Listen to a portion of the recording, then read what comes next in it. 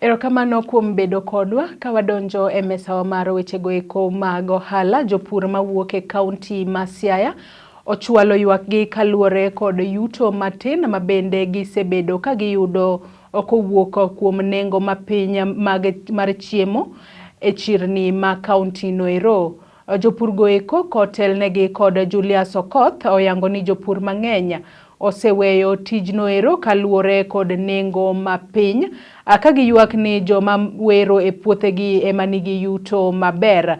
Bende gikwayo sirikal mondo okonygi e tieko chike mageng'o gik mawuok e kaunti mamoko ma bende oseketho nengo chiemo e chirni go eko ma Siaya.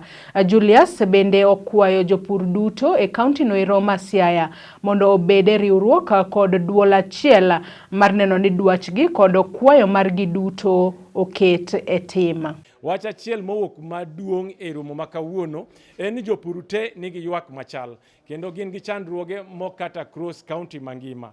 Jogo ma osebedo ka puro nyanya onge kama usie, to kata mauso usi bei mapiny ma ok nyal mi gidhi nyime gi tich ma nyanya. Mae otimre gi joskuma nyaka joma pidho watermelon.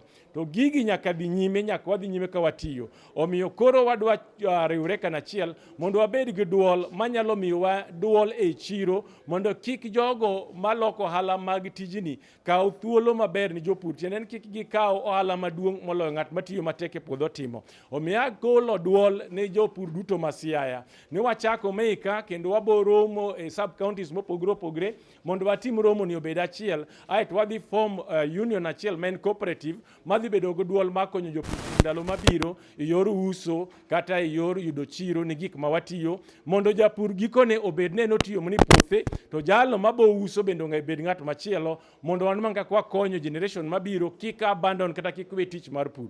Omiyo ko agi was for government policies for produce that are being imported, and they need to be a bit regulated because of our production costs in Kenya is a bit higher compared to our neighboring countries. So you'll find that they're selling their produce in our market, in the same market we are selling our produce at cheaper prices, but that's because their production cost is lower than our production cost. So we can't compete with such a market.